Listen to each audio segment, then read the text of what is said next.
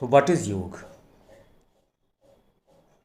This is Indian in origin, a system of exercises for the body that involves breath control and helps relax both your mind and body. तो योग में श्वास नियंत्रण होता है, शारीरिक व्यायाम या कसरत होती है जिससे मन प्रफुल्ल या शांत रहता है। और दूसरा अर्थ इसका है a Hindu philosophy which aims to unite the self with the spirit of the universe.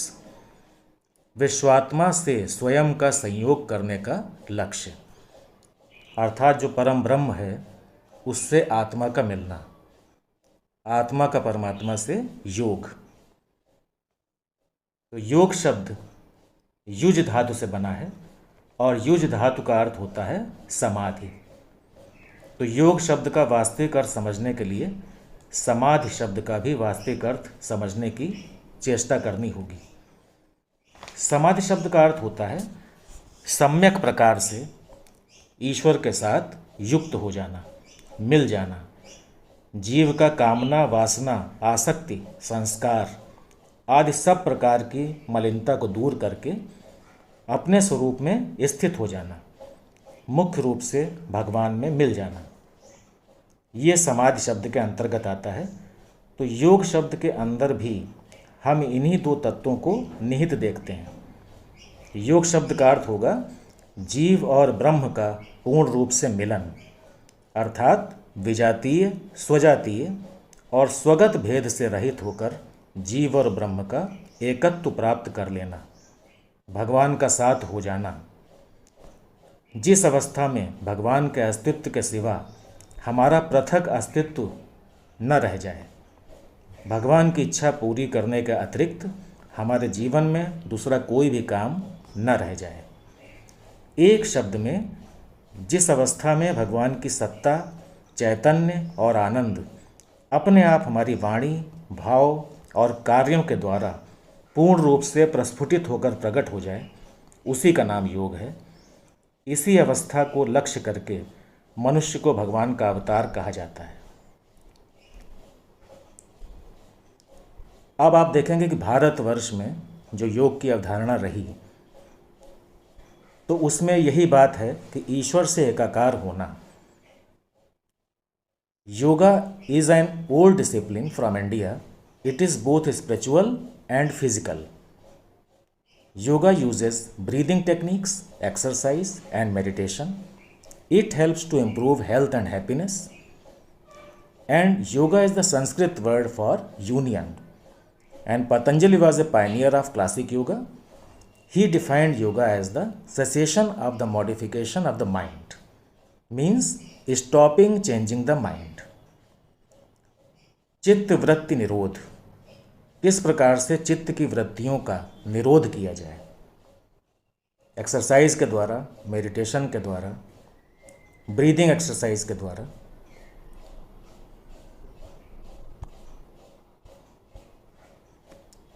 महर्षि पतंजलि का नाम इस क्षेत्र में आता है।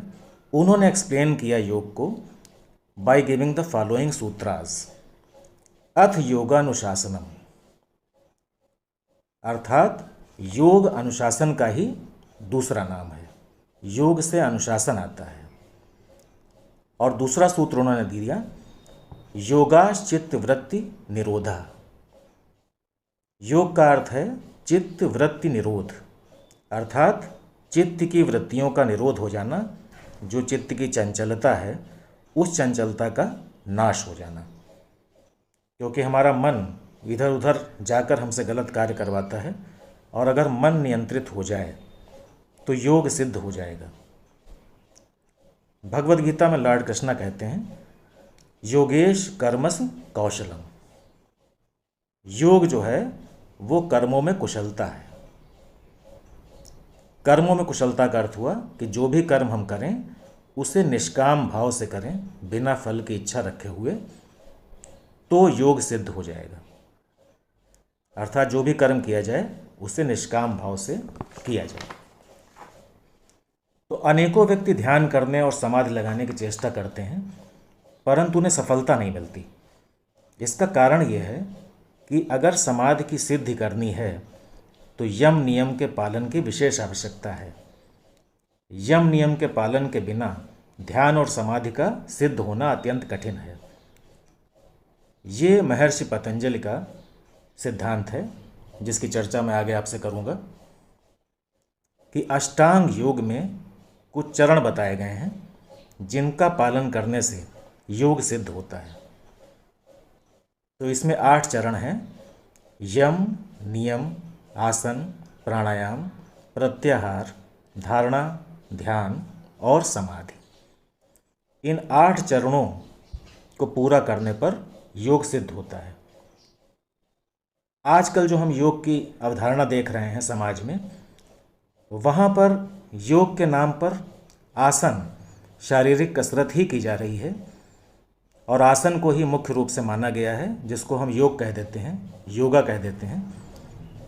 जबकि आसन यहाँ पर तीसरा चरण है और तीसरे चरण पे आने से पूर्व आपको पहला और दूसरा चरण पार करना होगा। अर्थात यम और नियम को बिना पूर्ण किए आप आसन पर नहीं पहुंच सकते हैं। तो ये ध्यान रखना होगा कि सबसे पहले यम और नियम का पालन किया जाए। झूठ, कपट, चोरी, व्यभिचार आदि दुराचार की वृत्तियां अगर नष्ट नहीं होती हैं तो इनके बिना चित्त का एकाग्र होना कठिन है, और जब तक चित्त एकाग्र नहीं होगा तब तक ध्यान और समाधि हो ही नहीं सकती।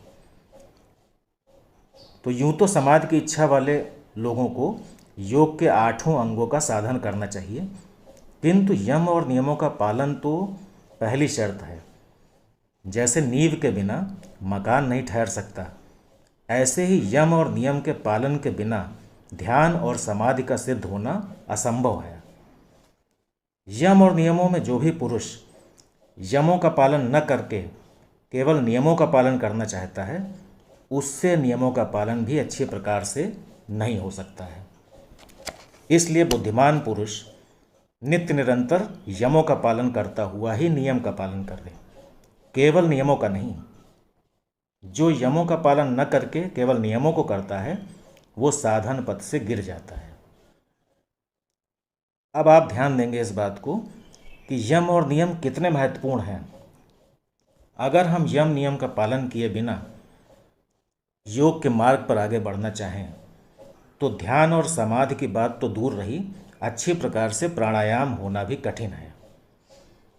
और जब यम और नियम का पालन हो जाएगा तो इसके पालन से चोरी, झूठ, कपट, काम, क्रोध, लोभ, मोह आदि दुर्गुण नाश हो जाएंगे और अंतःकरण पवित्र हो जाएगा।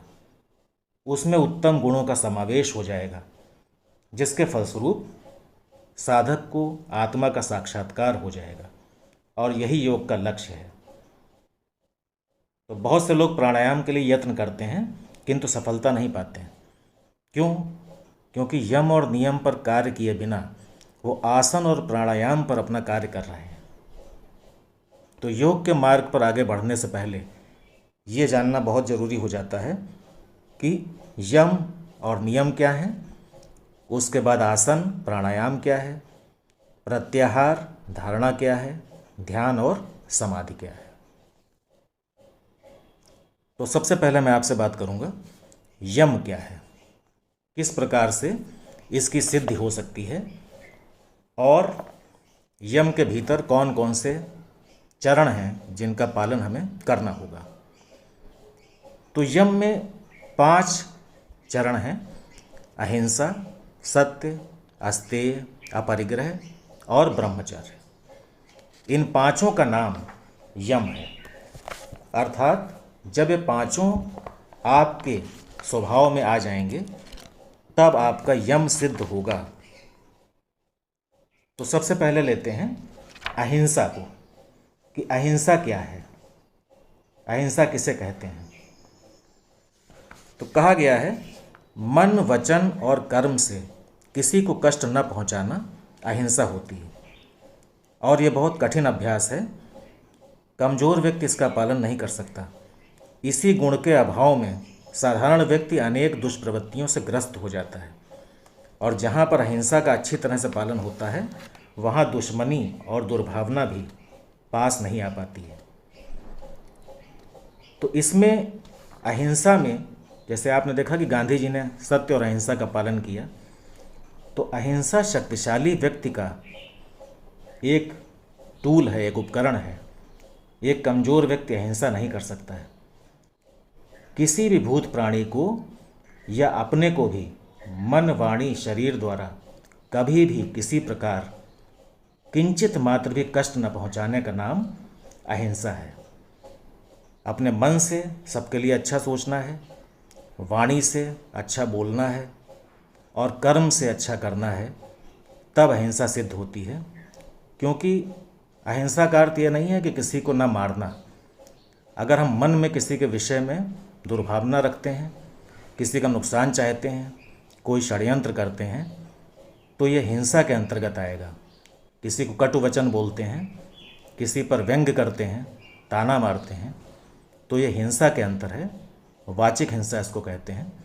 तो शब्दों से भी हिंसा होती है, मन से भी हिंसा होती है और कर्म से भी हिंसा होती है। तो इन तीनों प्रकार की हिंसाओं का त्याग करने पर अहिंसा प्राप्त होती है और ये यम का पहला चरण है। दूसरे चरण पे हम आते हैं सत्य। जैसा कहा गया है कि सत्य क्या है, तो आपका जो अंतःकरण है और इंद्रियों द्वारा जैसा निश्चय किया गया हो, हित की भावना से और कपट रहित प्रिय शब्दों में वैसा का वैसा ही प्रकट करने का नाम सत्य है। अर्थात जो मन में है, जो इंद्रियों द्वारा महसूस किया गया, अंतःकरण द्वारा महसूस किया गया, उसको प्रिय शब्दों में वैसा का वैसा प्रकट कर देना सत्य कहलाएगा। तो मन से, वाणी से और कर्म से सत्य का पालन परम सत्य का द्वार खोल देता है। जैसा देखें, अनुभव करें, वैसा ही वर्णन करें, यही सत्य है। और सत्य का पालन तभी संभव है जब मनोबल दृढ़ हो, बुद्धि स्थिर हो, पक्षपाती ना हो तथा व्यक्ति समभाव में स्थित हो। तो सत्य प्रिय हो, अर्थात सत्य कथन में वाणी की मधुरता होनी आवश्यक है, उसमें कड़वाहट नहीं होनी चाहिए। और सत्य सबके हित में हो, अर्थात उससे औरों का भला होता हो। अगर ये दोनों तथ्य नहीं हैं तो इनके अभाव में सत्य की सार्थकता समाप्त हो जाती है। तो सत्य के व्यवहार से यथार्थ ज्ञान की उपलब्धि होती है, जिस ज्ञान को हम पाना चाहते हैं, और जीवन शैली में सरलता और निर्भीकता आती है। इसलिए सत्य का आश्रय लेना, सत्य की शरण में जाना अष्टांग योग में यम को सिद्ध करने का दूसरा चरण है। तीसरा चरण है अस्तेय। अस्तेय का अर्थ है चोरी न करना। अपने परिश्रम से अर्थात सच्ची कमाई से वस्तुएं प्राप्त करना, घूस बेईमानी से उन्हें नहीं प्राप्त करना और अपने कर्तव्य का पालन करना, जो भी कार्य आपको दिया गया है उसे पूर्ण करना, ये अस्तेय कहलाता है। अर्थात मन, वाणी और शरीर द्वारा किसी प्रकार के भी किसी के हक को न चुराना, न लेना और न छीनना, ये अस्तेय कहलाता है। तो किसी प्रकार की भी चोरी केवल धन की नहीं होती है, चोरी विचारों की भी होती है।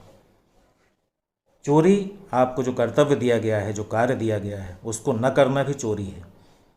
तो किसी प्रकार की भी चोरी जो मन, वाणी और शरीर द्वारा होती है, उसको न करना अस्तेय की स्थिति में आता है, अर्थात यम का तीसरा चरण अस्तेय है। चौथा चरण अपरिग्रह। अपरिग्रह का मतलब क्या है कि जब हम आवश्यकता से अधिक धन संपत्ति संग्रह कर लेते हैं तो उनको न करें, आवश्यकता से अधिक धन संपत्ति का संग्रह न करें, यही अपरिग्रह है। इसका आचरण न करने वाला व्यक्ति अहंकार और ममत्व की चपेट में आ जाता है, मायाजाल में फंस जाता है और इस गुण के दृढ़ होने पर बहुत अधिक रत्नों की प्राप्ति हो जाती है और साधना के लिए समय और शक्ति भी बच जाती है, क्योंकि हर समय हम कुछ ना कुछ इकट्ठा करने के लिए प्रयत्नशील रहते हैं। वो क्षणिक वस्तुएं, वो अनित्य वस्तुएं जिनको ये शरीर प्राप्त करना चाहता है, उसको पाने के लिए हम संपूर्ण ऊर्जा, पूरा जीवन उसी में नष्ट कर देते हैं। इसलिए अपरिग्रह की धारणा दृढ़ होने पर व्यक्ति के पास शारीरिक और मानसिक श्रम की बचत होगी और बहुत ज़्यादा इकट्ठा करने से जो आसक्ति पैदा होती है, उस आसक्ति का भी नाश होगा। तो अपरिग्रह चौथा चरण सिद्ध होने के बाद ब्रह्मचर्य यम का अंतिम चरण है। ब्रह्मचर्य का अर्थ क्या हुआ कि मन, वचन और कर्म से इंद्रियों पर और मन पर नियंत्रण रखना ब्रह्मचर्य है। और ब्रह्मचर्य का एक अर्थ ये भी है कि ब्रह्म के समान आचरण करना, अर्थात प्रत्येक में ब्रह्म को देखना। ब्रह्म के समान आचरण, आँखों से अश्लीलता को न देखना, कानों से बुरी गंदी बातें न सुनना, नासिका से दुर्गंध युक्त पदार्थ न सूंघना, त्वचा से कुछ ऐसा स्पर्श न करना जो मन को खराब करे, सब प्रकार से वीर की रक्षा करना और प्रभु का चिंतन करते रहना ही ब्रह्मचर्य है। जब ब्रह्मचर्य सिद्ध हो जाता है तो साधना इसी के बल पर तीव्रगामी होती है, साधना की गति बढ़ जाती है। तो मन, इंद्रिय और शरीर द्वारा होने वाले काम विकार के सर्वथा अभाव का नाम ब्रह्मचर्य है। जब ये पांचों सिद्ध हो जाते हैं तो कहा जाता है कि आपका यम सिद्ध हो गया, अर्थात प्रथम चरण अष्टांग योग का पूरा हुआ। जब यम सिद्ध हो जाएगा तो इसके बाद अगले चरण की बात आएगी, जिसको हम कहते हैं नियम। नियम के अंतर्गत भी 5 चरण हैं: शौच, संतोष, तप, स्वाध्याय, ईश्वर प्रणिधान। तो शौच का अर्थ क्या है? शौच का अर्थ है शुद्धि, पवित्रता। पवित्रता 2 प्रकार की होती है, एक बाहरी और दूसरी भीतरी। जैसे शरीर के अंदर और बाहर की पवित्रता को जो हम रखेंगे तो शौच संपूर्ण होगा। स्नान, स्वच्छ वस्त्र पहनना बाहरी स्वच्छता के अंतर्गत आता है, और मन, बुद्धि और चित्त को निर्मल करना अंदर की स्वच्छता है। अगर हमने बाहर से अच्छे वस्त्र धारण कर रखे हैं, स्नान कर रखा है, लेकिन हमारे मन के भीतर कलुषित विचार हैं, तो इसका मतलब भीतर की पवित्रता नहीं है। और भीतर की पवित्रता न होने पर आंतरिक शौच का अभाव होगा। तो नियम का जो पहला चरण है शौच, उसमें भीतरी शुद्धता का बहुत अधिक योगदान है। बाहर की शुद्धता के साथ साथ भीतर भी सुगंधित रहें, अर्थात अच्छे विचार रखें, शांत विचार रखें और सभी के कल्याण के विषय में चिंतन करें, सोचें। दूसरा चरण संतोष। संतोष का अर्थ हुआ कि अपने परिश्रम द्वारा उपलब्ध की गई संपत्ति में ही सुख का अनुभव करें। संतोष में तृष्णा नहीं होती है, दूसरे व्यक्तियों को देखकर ईर्ष्या नहीं होती, क्योंकि कहा गया है संतोष सबसे बड़ा धन है। कहा गया है कि जब आवे संतोष धन, सब धन धूरि समान। तो आज संतोष के अभाव में समाज का जितना पतन दिख रहा है उतना कभी नहीं हुआ। इस गुण की सामाजिक आवश्यकता है। संतोष बहुत आवश्यक है। सुख दुख, लाभ हानि, यश अपयश, सिद्धि और असिद्धि, अनुकूलता और प्रतिकूलता आदि का प्राप्त होने पर सदा सर्वदा संतुष्ट और प्रसन्नचित्त रहने का नाम संतोष है। तो संतोष की स्थिति प्राप्त होने पर नियम का दूसरा चरण पूरा होता है। फिर तीसरा चरण तप कहलाता है। तप का अर्थ है शरीर, इंद्रियों तथा मन का संयम करना, शरीर इंद्रियों को तपाना। आज तक जितने महान पुरुषों ने उपलब्धियां हासिल की हैं वो तप के बल से ही की हैं। तप से जीवन निखरता है। तप से तन मन का संघर्ष से कलुषता नष्ट होती है। जैसे सोने को पवित्र करने के लिए आग में तपाया जाता है, तब सोना खरा बनता है। तो आध्यात्मिक जीवन में अगर उन्नति करनी है तो इसका एकमात्र साधन तप है, शरीर और इंद्रियों को तपाना, मन और इंद्रियों के संयम रूप से धर्म का पालन करना और धर्म पालन के लिए कष्ट सहने का नाम तप है। इसके बाद नियम का अगला चरण स्वाध्याय आता है। स्वाध्याय का अर्थ क्या हुआ कि अपने आप को जानना, हु एम आई, मैं कौन हूँ। जब तक आप ये प्रश्न स्वयं से नहीं करते तब तक स्वाध्याय सिद्ध नहीं होता है। अपने आप को जानना ही स्वाध्याय है। ये प्रक्रिया आत्मविश्लेषण करने से, शास्त्रों का अध्ययन मनन करने से, ऋषियों के उपदेश सुनने से संपन्न होती है। तो आज साहित्य के नाम पर सैकड़ों पत्र पत्रिकाएं प्रकाशित होती हैं, लेकिन भौतिकता की तरफ हमें प्रेरित कर रही हैं। उनको स्वाध्याय नहीं कहेंगे। स्वाध्याय से निश्चित ही प्रगति और सुख मिलता है। तो ज्ञान का अर्थ भौतिक जानकारी नहीं होता है, ज्ञान का अर्थ होता है आत्मा का ज्ञान। तो जब तक आत्मज्ञान नहीं होगा तब तक स्वाध्याय का कोई अर्थ नहीं। स्वाध्याय को कई बार लोग समझते हैं कि अध्ययन अध्यापन करना स्वाध्याय है, लेकिन स्वाध्याय का वास्तविक अर्थ अगर योग की दृष्टि से देखा जाए तो अपने आप को जानना स्वाध्याय कहलाता है।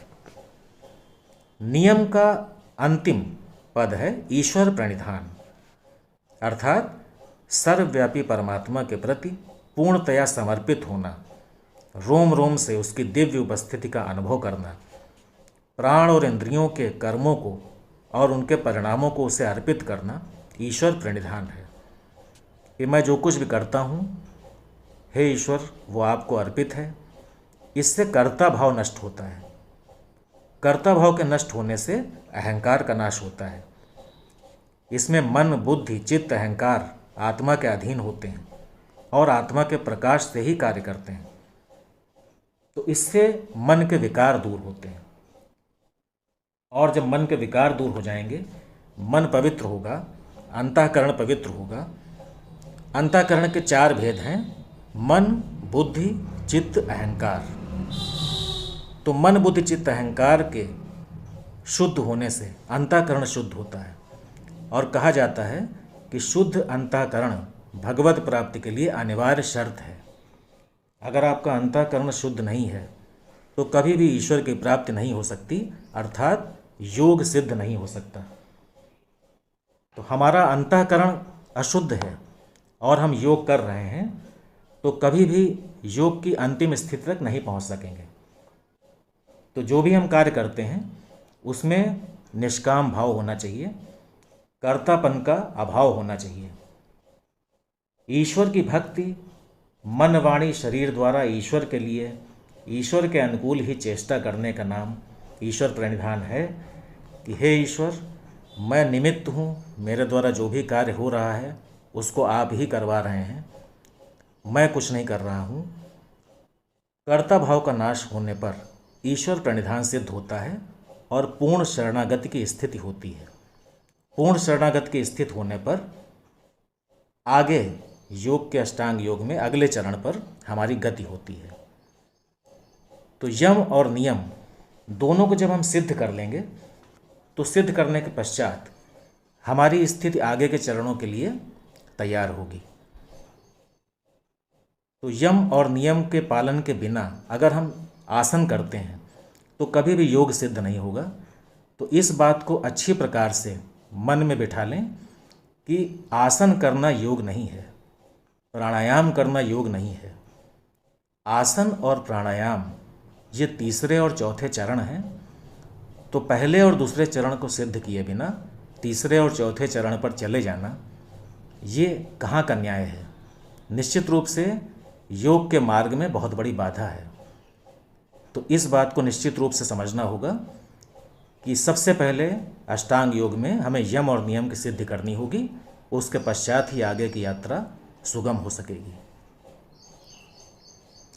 इसी के साथ अगले चरणों की चर्चा अगले वीडियो में मैं करूँगा। Wish you all the best, शुभकामनाएं। सभी सुखी रहें, प्रसन्न रहें, खुश रहें।